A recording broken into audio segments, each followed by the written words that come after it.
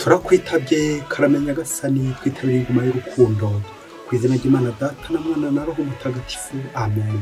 Amahoro bana b'Imana nimuhumure, Imana iradukunda ije kudukiza kuri uyu wa kane w'icyumweru cya 33 mu cyumweru bisanzwe tariki 20 Ugushyingo 2025. Dore amasomo agiye gutwegereza bijuru. Isomo rya mu gitabo cya mbere cy'Abamakabe umutwe wa 15 kugeza ku 29. Muri iyo minsi abatware b'ingabo z'umwami bari bashinzwe gutesha rubanda by'iyobokamana, baza imodini bazanywe no gutura ibitambo. Abayisiraheli benshi barahabasanga, ariko Matatiyasi n'abahungu be bajya ukwabo. Abatware b'ingabo z'umwami niko guterura babwira Matatiyasi bati, uri umutware w'ikirangirire muri uyu mujyi, ushyigikiwe n'abahungu bawe n'abavandimwe. Ngaho rero ngwino abari wowe ubanziriza abandi kubahiriza itegeko ry'umwami, mbese nk'uko amahanga yose abantu bo muri Yuda n'abasigaye Yerusalemu babigize. Bityo hamwe n'abahungu bawe muzabarirwe mu nshuti z'umwami, muzagororerwe feza na zahabu n'ibindi by'amoko menshi. Matatiyasi asubiza mu ijwi riranguruye ati, niyo imiryango yose iri mu gihugu cy'umwami imwumvira, buri muryango ukirengagiza imigenzo y'abasokuruza bawo igakurikiza amategeko ye, ngewe abahungu banjye n'abavandimwe banjye tuzakurikiza isezerano ry'abasokuruza bacu. Imana iraturinde kwihakana amategeko n'ibikorwa tugomba gukurikiza. Ntabwo tuzumvira amategeko y'umwami atuma duteshuka ku migenzo yacu ku buryo twabogamira iburyo cyangwa ibumoso. Ngo amare kuvuga mu magambo, Umuyahudi aratambuka bose bamureba kugira ngo ature igitambo ku rutambiro rw'imodini nk'uko iteka ry'umwami ryabitegekaga. Matatiyasi ngo abibone ishyaka rimugurumanamo, yumva agize akanyabugabo. Uburakari buba bwose, maze ariruka amusogotera ku rutambiro. Umuntu w'umwami wategekaga gutura ibitambo nawe amutsindaho, nuko urutambiro ararusenya. Yarwaniye amategeko ishyaka nk'iryo Pinehasi yigeze kugira igihe yishe Zimiri mwene Salu. Nuko Matatiyasi atera hejuru mu ijwi riranguruye abwira umujyi wose ati, abantu bose biyumvamo ishyaka ry'amategeko kandi bakaba bashyigikiye isezerano, nibankurikire. Matatiyasi ubwe n'abahungu be bahungira mu misozi, basiga mu mujyi ibyo bari batunze byose. Nuko abantu benshi bifuzaga gukomeza ubutungane no gukurikiza amategeko baramanuka bajya kwiturira mu butayu. Iryo ni ijambo ry'Imana. Zaburi ya 50. Ugendera mu butungane, Imana izamwereka umukiro wayo. Imana nyamana ariyo uhoraho ivuze ijambo rikoranya isi yose, guhera mu burasirazuba kugeza mu burengero bwaryo. Imana irabagiraniye kuri Siyoni yo bwiza buzira inenge. Iti, nimunkoranyirize abayoboke banjye, babandi twagiranye igihango gigasozwa n'igitambo. Tega amatwi umuryango wanjye ngiye kuvuga, ngewe Imana nkaba n'Imana yawe. Aho ujye utura Imana igitambo cyo kwishimira, kandi wuzuze amasezerano wagiriye umusumba byose. Hanyuma uzabone unyiyambaza igihe cy'amagorwa, ubwo rero nzagutabaza maze nawe unsingize. Ugendera mu butungane, Imana izamwereka umukiro wayo. Nyagasani Yesu nabane namwe. Amagambo mu Ivanjili ntagatifu ko yanditswe na Luka umutwe wa 19 murongo 41 kugeza ku 44. Muri icyo gihe ageze hafi ya Yerusalemu, amaze kwegera umujyi no kuwitegereza, arawuririra avuga ati, ubonye uyu munsi iyo ugera waramenye icyaguhesha amahoro. None rero byarakwihishe, n'iminsi iragusatiriye, maze abanzi bawe bazakugote, bagutangatange, bakwagiriza impande zose. Bazakurimburana n'abana bawe bazaba kurimo, kandi bazagusigira n'ibuye rigeretse ku rindi, kuko utamenye igihe Imana kugendereye. Iyo ni Ivanjili ntagatifu. Bayoboke b'Imana nimugire amahoro. Fungura buri munsi, ufungure buri munsi, ufungurira abandi buri munsi. Ijambo ry'Imana buri munsi, ineza y'Imana buri munsi. Buri munsi ugira ikintu yindukaho. Buri munsi wegera Imana, buri munsi wegere n'abavandimwe, buri munsi ukore neza icyo Imana ishaka. Amasomo y'uyu munsi akuyemo ijambo amahoro. Iyo abamenye icyaguhesha amahoro. Turi hano ku isi, dukunze kwiruka mu bintu byinshi, tugashakisha benshi yewe, ariko tugasiga ubuntu bw'Imana, tugasiga amahoro y'Imana. Nawe nanjye tuze kongera kugaruka ku isoko y'amahoro. Niki cyaduhesha iyaba iyi minsi yose umaze uri waramenye ikintu cyaguhesha amahoro, uri kuba umeze neza, uri kuba uri umutekano, ntacyo ari kuba ubuze. Ariko byarakwihishe. Na nicyo Nyagasani umunsi ashaka kukwereka ikintu cyaguhesha amahoro. Nicyo kijya kiguhesha amahoro. Tugiye kuzirikana ku ngingo 3 ziza kugufasha kuzana amahoro iwawe, bityo nawe urangamire Yezu umwami w'amahoro ugiye Yerusalemu, ugiye gutubambirwa, maze nawe uzamuherekeze ujyane nawe ku rugendo mu nzira y'umusaraba. Icyaguhesha amahoro. Ingingo ya mbere turaza kubona itandukanyirizo riri hagati y'umutekano n'amahoro. Ingingo ya kabiri turaza kubona ibitubuza amahoro. Ingingo ya gatatu turaza kubona ibyaduhesha amahoro. Reka duhere ku ngingo ya mbere, bityo nawe wongere usome cyane cyane ibintu byose wagize amahoro kandi bitari byo. Itandukanyirizo riri hagati y'umutekano n'amahoro. Hari urugero rushobora kugufasha kureba neza niba uri umunyamutekano cyangwa niba uri umunyamahoro. Injangwe iba yishimye igihe iri kurya imbeba. Umutekano w'injangwe nuko yari imbeba. Akenshi abantu bakomeye bakunze kurindwa n'imbwa, nk'aba bagabo nyine barindwa n'imbwa. Ukuri iyo foto nawe umuntu w'umugabo urindwa n'imbwa, cyangwa ukaba ufite abaja, nanjye kuvuga n'abajakazi bakurinze, urinzwe n'intwaro n'ibindi byinshi cyane. Aho ngaho ufite umutekano ariko nta mahoro ufite, kuko buri gihe uhora uvuga uti baranyishe, bagiye kunyica. Nkayambeba nyine bivuga iti ko sinjangwe ugiye kunyica. Icyo gihe nta mahoro nyine bifite, kuvuga uti aranyishe arandinze, nta kindi gitumye n'indi usibye kujya gute, ndebye gato, ndangaye gato, byahita birangira ahita nyica. Icyo gihe ushobora kuba ufite ibintu ukize, ufite ibintu n'ibintu, uri umukire ariko udakiranutse. Ukiranuka niyo mahoro, gukira n'umutekano. Ufite ibintu, ufite amafaranga menshi, ufite ubutegetsi bukomeye cyane, ufite amafunguro, ntacyo ubuze, ufite umutekano ariko ubuze amahoro. Ngibi turanga abantu benshi hano ku isi, dushakisha ibintu tukabibona bikaduha umutekano, ariko imbere y'Imana tukabura iki? Nta mahoro dufite. Ikizakubwira ko ufite amahoro cyangwa ufite umutekano, umutekano uzaba ufite ibintu, ntacyo ubuze, ufite n'abakurinze, ariko umutima uri kudiha. Barafashe we, baranyishe we, ukora kuri baranyishe ubwo bari bwose. Uri gihe ugahora utanasinziriye, nturyame, n'ibindi byinshi cyane bibi bigakwizirikaho, kandi ufite ibintu ntacyo ubuze. Icyo gihe ufite umutekano. Kizakubwira ko ufite amahoro, uzumva akayaga mu mutima, hatuje, hameze neza. Mbese biragoye gusobanura amahoro kubera ko nyine wumva utuje. Burya umuntu afite umutuzo, afite n'uwo muhaye gutuza, ugaturana n'Imana. Ngibi rero ibiranga abantu badatuje akenshi bahora mu ntambara. Yamvuga y'Abaromani igira iti civis pacem para bellum, si tu veux la paix prépare la guerre. Abanyaroma kubera ko bashaka kwigarurira abantu amahanga menshi, bakoreshaga iyo mvugo kuzana amahoro, yari intambara. Akenshi uzasanga abantu benshi nyine bafite umutekano kubera intambara, ibyicisho, ibirwanisho, ariko habuze amahoro ya Kristo. Umwiryano urahaganje, nta mahoro ari aho hantu. Ese mubyeyi, ufite umutekano cyangwa ufite amahoro? Ushobora kuba ufite umutekano w'inda, ariko umutekano w'umutima ntawo, nta mahoro ufite. Umutima wawe uri mu Imana, umutima nama, ijwi ry'imbere, hahandi Imana duhurira n'Imana, ryajwi ritubwira riti iki ni cyiza gikore, iki ni kibi kireke. Ibyo bizaguhesha gutuza no guturana n'Imana. Ingingo ya kabiri, ibintu bitubuza amahoro. Twumvise mu isomo rya mbere ryo mu gitabo cy'Abamakabe, intwari Matatiyasi, uburyo haranira gukurikiza amategeko imbere y'abategetsi, imbere y'umwami, abuze umutekano kuko ari kurwanira ishyaka amategeko y'Imana, ariko imbere y'Imana afite amahoro.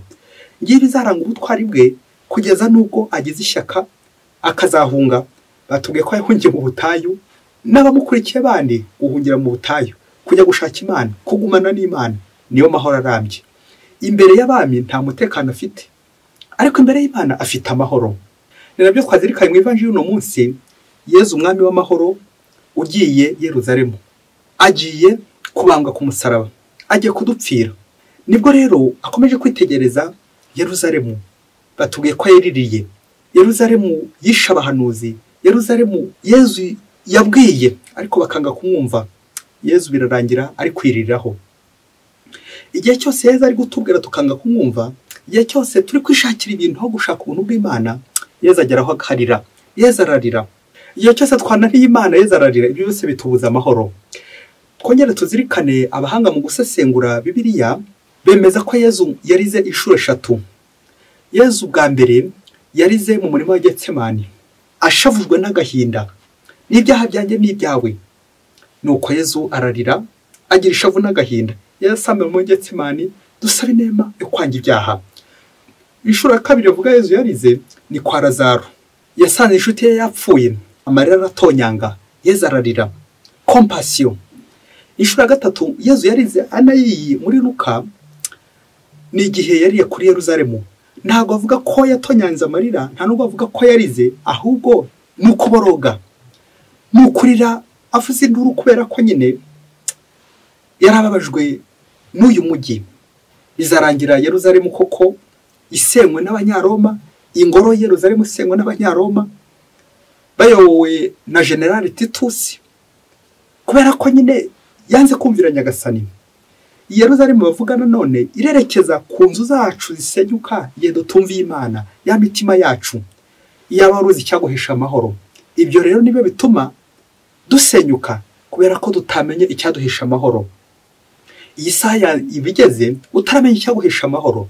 Nawe rero Nyagasana kubona uri kwiruka ku bintu by'isi, uri kwiruka ku bantu b'isi, uri kwiruka ku butegetsi bw'isi, uri kwiruka ku bintu sahura byinshi cyane, Yezu ararira.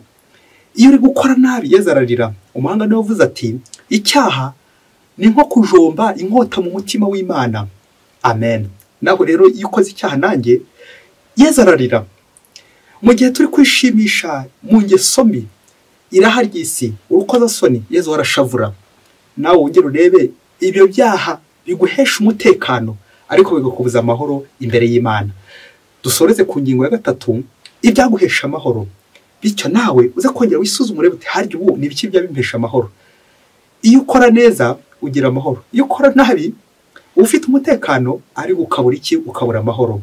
Muvyeyi, inkuru wasanga nawe igikubaho mu buzima kimwe nanjye nawe uyumva ino nkuru, biraza kugufasha kureba ni ufite amahoro cyangwa ni ufite umutekano.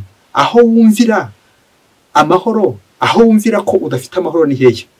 Umunsi umwe hirya kore cyane muri Afurika, ngo mu rugo rumwe rw'umugabo n'umugore ngo bahuye n'ubukene bukomeye cyane bukabije, aho bakwiswe n'ubushomeri bukomeye.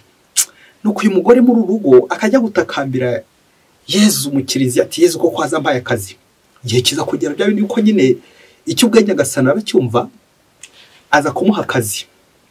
Amaze kumuha akazi, wa mugore mu gihe yaravuye ku kazi, avuye gukora, ageze mu nzira ahura n'agakapu karyoshye cyane gashyushye. Agafunguye abona ko gakapu karimo telefone ihenze cyane. Wa mugore areba hirya areba hino, abona nta muntu uri gutambuka. Nuko ariyamira ati koko nta muntu nibye, nta muntu ndutse, nta muntu ngiriye nabi, niboneye ubukire. Nuko wa mugore arishima cyane. Ibyishimo byinshi yari afite bituma ahamagara umugabo ati noneho umva, hejuru y'akazi noneho mbonye ikindi gikomeye cyane, mbonye na telefone ihenze. Ubwo batangira bapanga uburyo bazayigurisha n'umugabo we kugira ngo bakomeze bagwize umutungo, dore ko aramaze kubona akazi. Agiye kugera mu rugo, wa mugore aratungurwa, ngo aza kubona icyapa kiriho itangazo ngo umugira neza watoye agakapu kanjye kari karimo telefone, kandi iyo telefone yari iriho amadolari 5,000 agenewe gukora ibikorwa by'urukundo byo gushyingura ababuze ababashyingura, ibikorwa byo guhamba abapfuye. Rero uwaba watoye iyo telefone, uwaba watoye agakapu, arasabwa kuzahamagara kuri izi nimero ziri kuri iki cyapa, kuri iri tangazo. Wa mugore akibona rya tangazo neza neza bimera nk'isosi iguye mu ishishi, ibisambo bihita byivanga n'ironda ako kanya. No kwa mugore agera mu rugo, araryama, yaryama akabura ibitotsi. Umugabo amugeze iruhande amubaza uko byagenze. Ese ko wabonye amafaranga niki gituma urakaye, niki gituma ubabaye? Umugore kubisobanurira munanira. Mu gihe umugabo we yateguraga ko azanye abakiriya bagiye kugurisha ya telefone, ubundi bagakomeza bakungukanya ubukire, aza none kumva amakuru ko iyo telefone iriho amafaranga. Ubwo bashakaga nyine uburyo bagiye kuyakuraho. Umugore afata icyemezo cy'uko ya telefone agiye kuyifunga, telefone yarayifunga na yahindi arayifunga kugira ngo hataza kugira umuhamagara, bityo urwo rufaranga akomeze kurwibikaho. akomeza agenda abitekereza uko ayifunze, akarara birota, akabura ibitotsi, yaryama akabura ibitotsi, yajya kurya akabura apeti. Neza neza igihe kigera wa mugore amera nka Kirida, arazogobera bikomeye cyane, acika intege, agahinda kenshi, yibaza niba iyo telefone azayigurisha, yibaza uburyo azajya gukuraho ayo mafaranga, kandi amaze kumva nyirayo. Neza neza abura amahoro, wa mugore abura amahoro. Yashaka kugurisha iyo telefone, yashaka gukuraho amafaranga, umutima ukamurya ukongera ukamurya. Uko umutima uri kumurya, yashaka gukuraho amafaranga, umutima ukamurya. Igihe kiragera wa mugore araremba neza neza. Amaze kubona ari hafi gupfa kubera ngo ubukera yibitseho, afata icyemezo cyuko ajya guhamagara za nimero za zindi zari zanditse kuri cya cyapa rya tangazo. Ubundi akamubwira ati ngwino ufata ibyawe, ni ngewe watoye telefone yawe. Wegeze se ngo igihe cyaje kugera, wa wundi nyirayo ntiyaje kuza, agafata ibye. Ubundi wa mugore nyuma yuko amaze gutanga telefone yari yatoye, ntuze guhita umbaza niba ntacyo bamuhembye hagati aho. Gusa icyakurikiye nuko wa mugore yaje kugira amahoro, noneho yarya akagira apeti, yaryama agasinzira neza, mbese ubuzima bwongera kugaruka neza, yongera kugira amahoro, ntiyongeye kumva ikidodo ku mutima, kuko nyine yajyaga ku kazi k'akazi yari yahawe, aragenda agakora neza, amererwa neza. Nyuma y'aho ngaho nanubu ameze neza kubera Imana. Bayoboke b'Imana, Yesu Kristo akuzwe. Nawe niba hari ibintu by'abantu ufite bitari byawe, uzabirya ariko nawe bizakurya umutima. Gerageza usubize ibintu by'abandi. Hari igihe kenshi twibwira ngo twatoye, ariko hari igihe tumera nk'abana batorera mu nzu. Mama, natoye amafaranga 1000, kandi watoye mu nzu, gutorera mu nzu. Ikizakubwira dogere yawe ubukristo bwawe ugeze, niba ibintu bibiri wa mubyeyi we, nuko igihe ukoze nabi buri gihe uzuva umutima uri gukurya, uzuva umutima uri kudiha. Nanone wakora neza ukumva ufite amahoro, ukumva uratuje, ukumva urishimye. Igihe cyose uzaba utari mu murongo wawe, utari mu nzira yawe, uzumva umutima uri gukurya, uri kudiha. Igihe cyose uzarasubiza iby'abandi, umutima n'ubundi uzaba uri gukurya, uzaryama mu birote, uryama buri bitotsi n'ibindi byinshi cyane bidakwiye. Icya kabiri twazirikana, Nyagasani buri gihe aduha ibyacu, ntidukamere nk'aho umugabo nga urya utwe akarya n'utw'abandi. Nyagasani ashobora gukunyuza ahantu kugira ngo umutorere, umushyirire runaka, nawe rero bikazaranya gutora amafaranga yo gushyingura. No yatora ukayagira yawe, nawe nyine uzaba wapfuye, uzaba uri gushyingurwa, uzaba utegeye gushyingurwa. Rero hakiri mu maguru mashya, subiza iby'abandi ufite, bityo ugira amahoro, usubire ku Mana, ureshye Nyagasani agukoreshe, niba uzagira amahoro n'ituze. Reka dusoreze ku magambo aza kongera kugukebura, urebe nawe ibyo ufite niba biguhesha amahoro cyangwa niba kukuza amahoro. Uzi ko ushobora kuba ufite inzu nziza, ukaryama muri etaje, ukaryama kuri matera nziza iryoshye cyane, matera ihenze, ariko ukabura ibitotsi, kuko nyine ibitotsi ni ikimenyetso cy'amahoro. Uraryama utekanye utuje. Uzi ko ushobora kurya neza, ukarya inyama nziza nka za zindi Matatiyasi yanze kuryaho, zatuye ibigirwamana, ukarya ukamererwa neza, ariko ukabura apeti.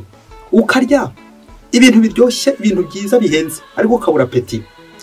Uzi ko ushobora kubaho utunze ibintu byinshi bya mirenge, ariko ubuze ubuntu bw'Imana. Nawe wongera urebe ibintu byose byagiye bikubuza amahoro.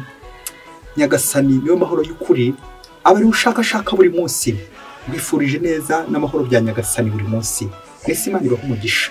Imana Data na Mwana na Roho Mutagatifu. Amen. Padiri Masumbuko Ladislas wa Diyosezi ya Cyangugu.